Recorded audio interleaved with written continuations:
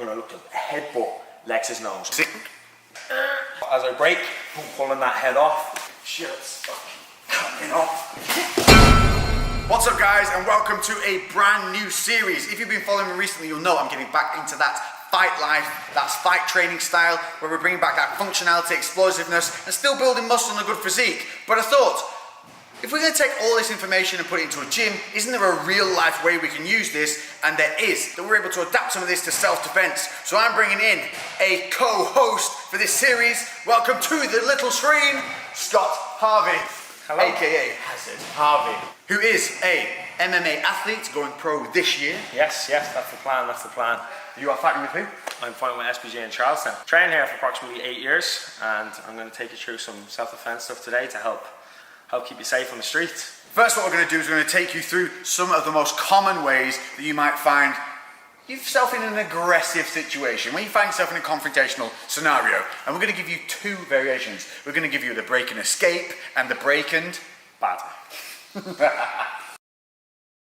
So one of the most common things that we see in a lot of street fights is going to be the shirt grab. He's stepping on my testosterone-fueled beardness, and I'm like, all right, fucker, I'm having you.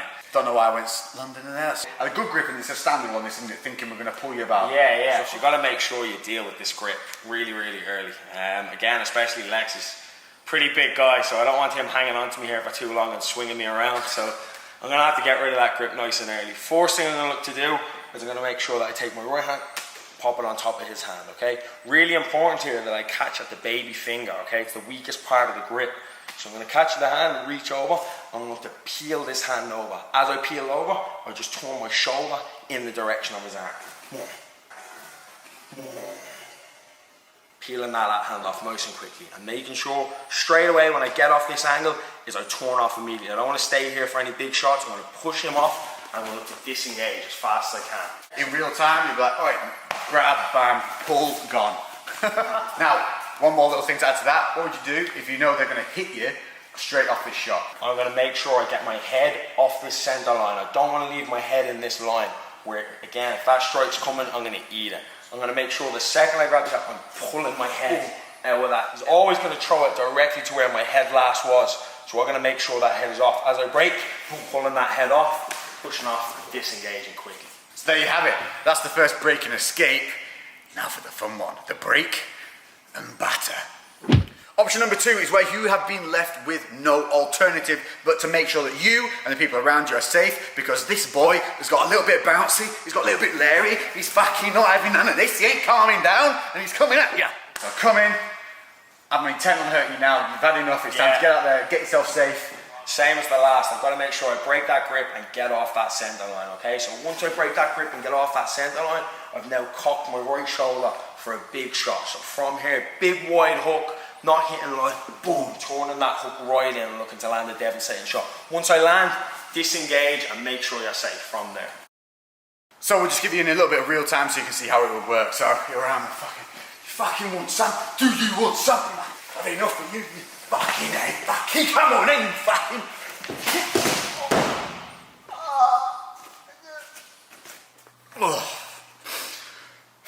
Okay, so common thing number two would be what is commonly seen. Your fucking throat grab. So we've seen it, we've all seen it, they've come in and they've grabbed your throat. And immediately a lot of people here will panic, you'll just see them pull this face. What's your solution? So, yeah, you're going to find a lot of work trying to reach in at that wrist and trying to fight at the hand here.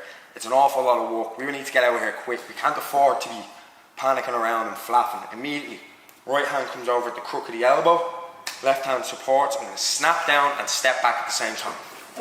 Disengage. Body weight, hips down, body through, boom. So you're stepping back, weight down. Snap. I'll grip quite tight there. You can see you've got nice and red. And I'm going to hold.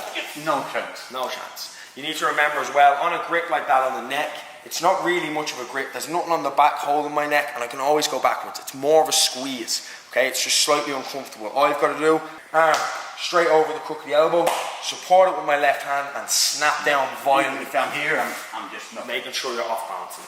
So there's your break and escape. Break and batter. Again, got a bit Lowry. I'm definitely going to cause you some problems here. So I've come in, grabbed that throat, and you've got to just make sure you're safe. Now put an end to this idiot. I'm going to make sure, again, same thing, right hand over the top. I'm going to snap down fast and hard. Snap. From here, left hand on the head, and I'm going to spike that big right knee. Anywhere on that snap, boom, straight up that middle line, okay? Once from there, disengage, okay? So you're just looking to land that knee, biggest side and the biggest mass you can see. It's a shot tactic. It's a shot, like I was saying, you've got to land a big, hard shot. There's no point in flapping around here again with light shots, nothing that's going to be significant. You've got to make sure that you're safe. So you're going to snap down. Because I'm coming for your throat, so I have intent. You know, at this point, to cause you harm. So, in real time, so you guys can see what it will be like. Alright. Do you want some? Do you want some?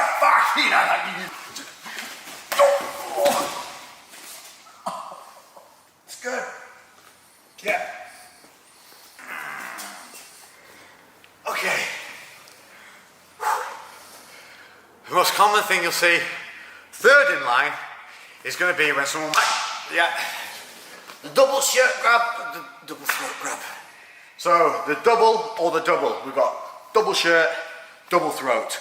Now we're going to show you it from the double throat because this is the most confrontational side of it. Here we're a little bit safer, we're not actually having any physical harm at this point. If there's hands on the throat, it's a little bit immediate danger. Yeah, most definitely trying to get out of here, okay? So the second they've got those two hands on the neck, it's going to be very hard to fight two hands at once. Yeah, I've got a good grip now. There is more of a grip on this. Yeah, definitely. And if he's big, he's going to crush our neck here pretty quickly, okay? So we've got to make sure that I bring both my hands on the inside to widen this grip. It's strong when it's together. Bringing it in and punching those hands in.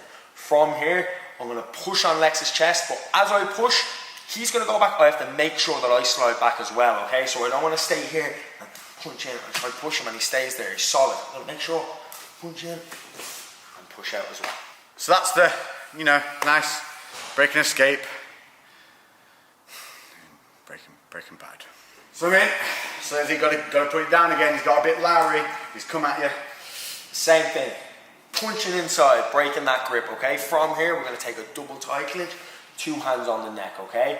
From here, I'm gonna look to headbutt Lex's nose. I'm making sure that I headbutt with this top part, that comb over part of my hair, lowering myself, driving straight into the nose. I pull his head onto the headbutt, driving it, okay?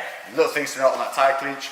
As you come around the back of the head, you're going to have one hand on the back, the other one's going to wrap over and on the top of that, and you're going to push your elbows into their chest. That gives you that real leverage, and you're really doing very little work at that point, so it's really pulling that head in. What we don't want to see is when we've got that clinch, is a wind up, and then come back in, because during that wind up, one, we're losing that tension we have here, where we've got control, and two, I'm opening myself up for that. Boom. So, in real time, what it would look like.